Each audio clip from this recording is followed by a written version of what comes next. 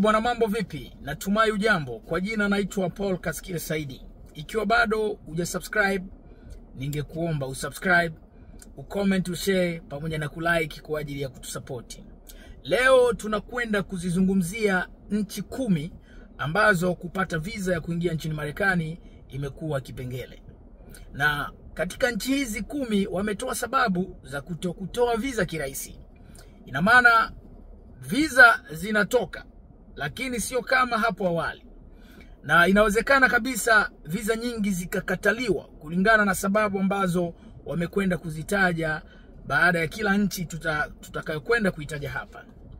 Nchi ya kwanza kwenye listi yetu ni Rwanda, ambayo inasemekana siasa zake zimeifanya migration ya nchini Marekani kuwa katika wasiwasi wa kutoa visa ya watu wanaotoka nchini Rwanda, na ugumu wa kiuchumi uliopo nchini ambao hauna uhakika, unaofanya leo uchumi wao unabadilika, leo unapanda unashuka, ina maana hauko stable.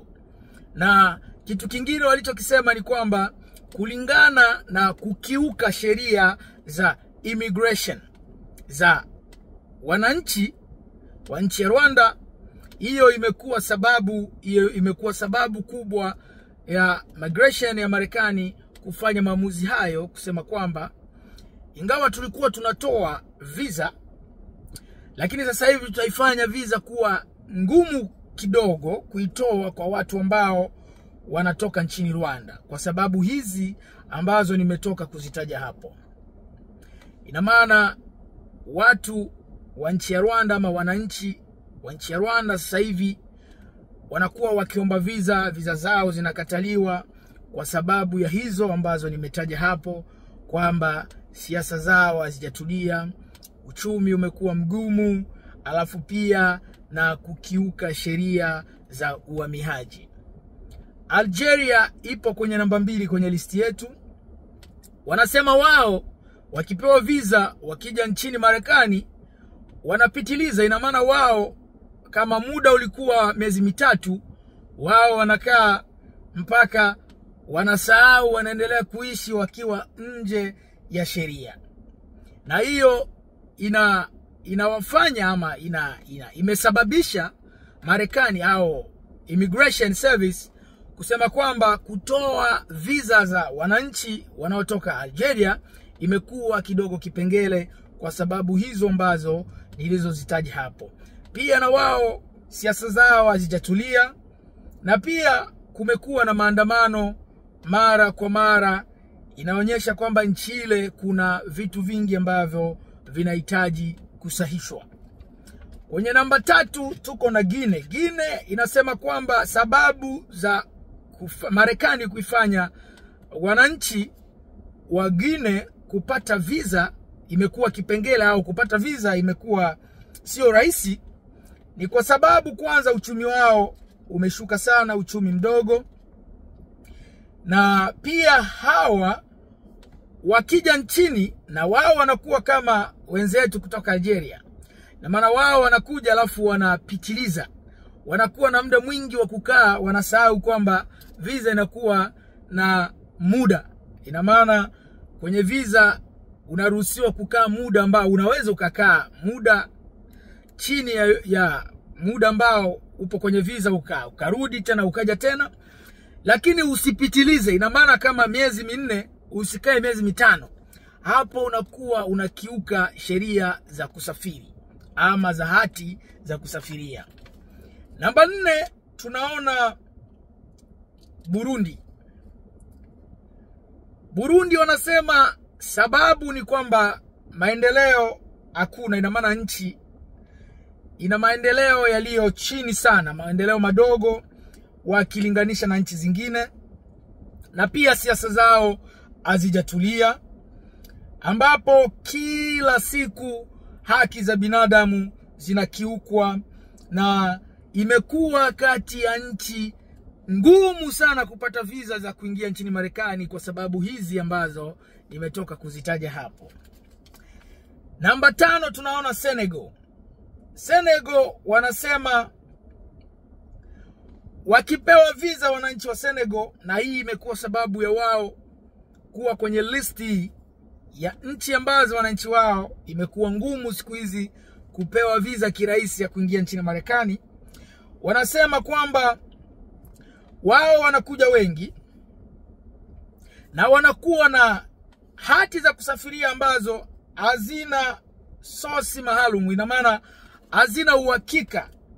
Inawezekana wengi wao wakawa na vitambulisho fake, inawezekana, na wanashindwa kuonyesha kwamba, kwa sababu Marekani iko hivi.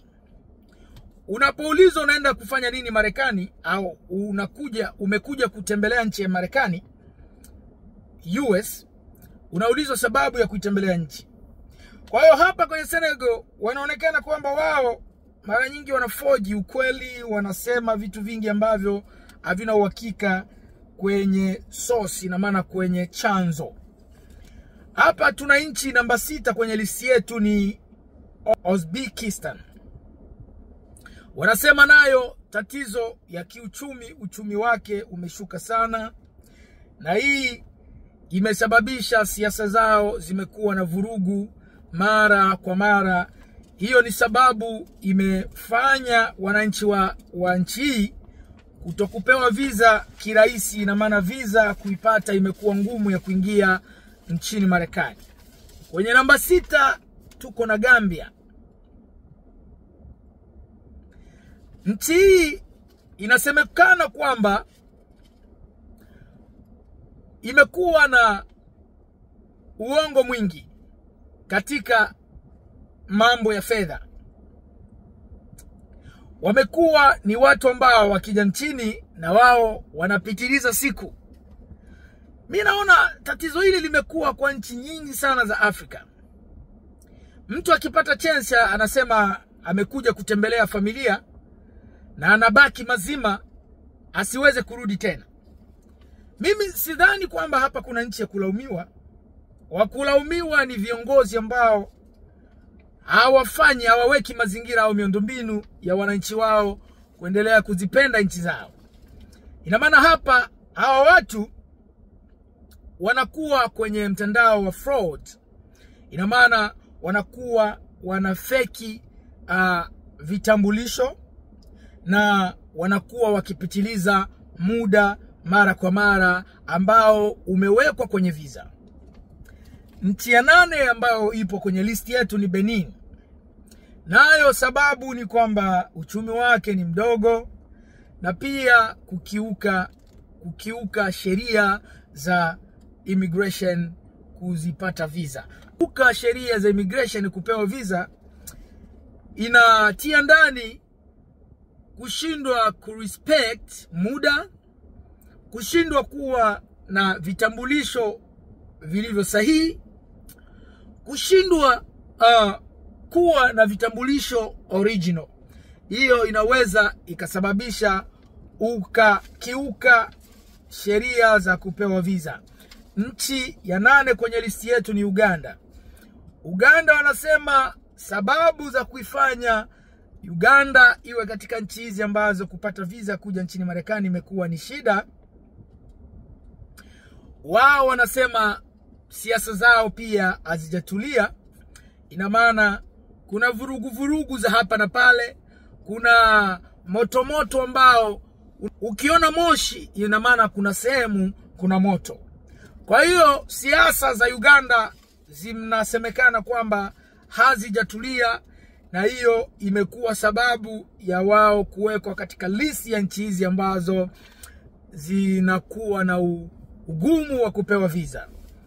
Nchi ya 10 ambayo ipo kwenye listi yetu, nchi ya Kenya, ambao wanasema na wao pia wanakuwa na shida ya kuendeleza wakija kuitembelea nchi ya Marekani wakipewa visa. Na maana na wao wanasahau, tuseme sijui kusahau, wanakuwa wanalenga kwamba nikiingia nchini Marekani basi nitakaa, sitaweza kurudi tena. Na pia uchumi wao unakuwa una yumba, na pia siasa zao hazijatulia kwa sasa. Hiyo imekuwa ni sababu zimefanya Kenya nayo iwe kwenye listi ya nchi 10 ambazo visa zao imekuwa kipengele kuingia nchini Marekani. Mpaka hapa tumefika mwisho.